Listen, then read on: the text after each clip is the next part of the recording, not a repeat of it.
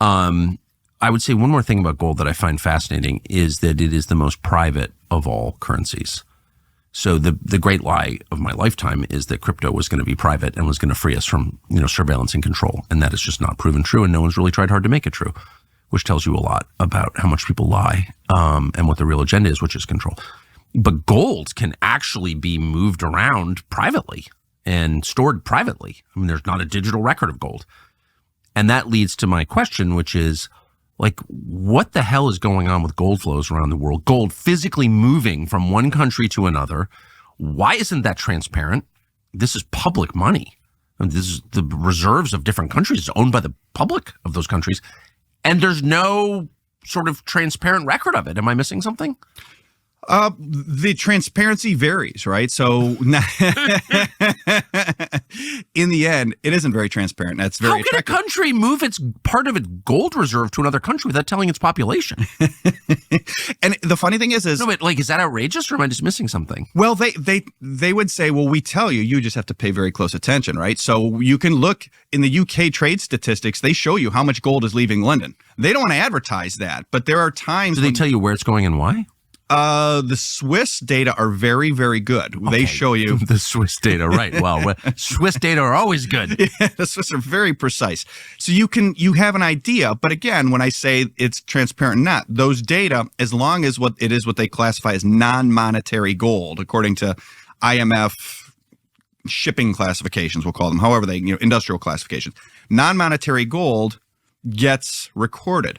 Monetary gold, to your point, doesn't have to be declared as it moves, is how I understand the rules. And so when you see the monetary gold movements, there is still very much an element of secrecy and non-transparency. And yes, some of that is the public's money, and it's not being disclosed why it's moving and how much exactly. It's almost like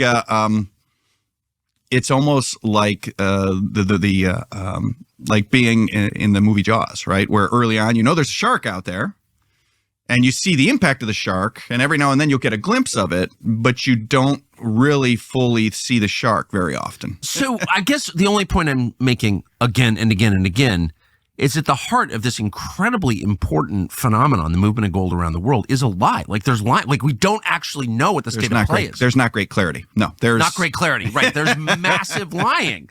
And again, whenever there's massive lying, there's going to be massive fraud. Yeah, and there's a reason for it, right? There's always a real reason why that is. Why, for that. So Fort Knox is one of the places, the physical places in the United States where we're told our gold is stored.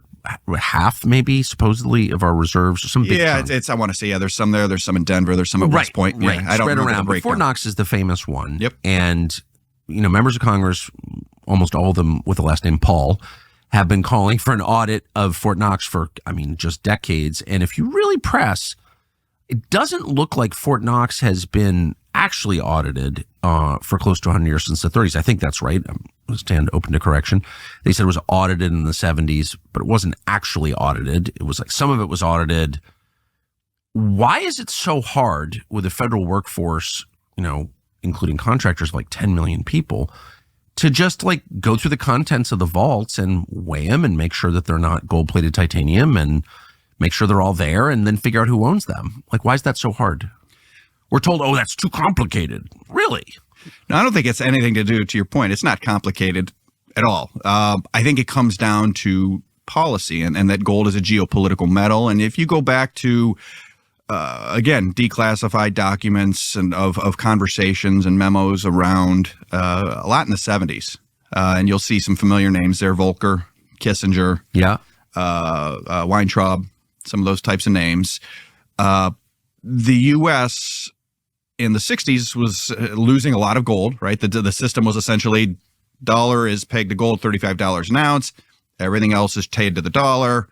And it started becoming clear as we got deeper and deeper in Vietnam and guns and butter with LBJ that we didn't have the gold to cover our debt offshore at $35 an ounce. And were countries trying to redeem their... They were. Yeah, we went from, I want to say after World War II, we had 18,000 tons of gold, official gold. And by the time we got to, call it 71. We were down to the 8,100 we have today, and that's where. No way. So we shipped out about 10,000 tons of gold to satisfy these deficits. As Actual the system, physical gold. Oh, absolutely. Like, here are my dollars, send me my bars. If I recall the story correctly, the French sent warships into New York to pick it up. Oh yeah. No way. Oh yeah, yeah. And we were sending, if I recall correctly, we were sending an airplane a month to Riyadh with bullion, right, to settle gold deficits as we had agreed to. By the way, Saudi, one of the richest countries per capita in the world, is not even in the top 10 for gold holdings. Saudi owns so much gold. It's just not on the official list.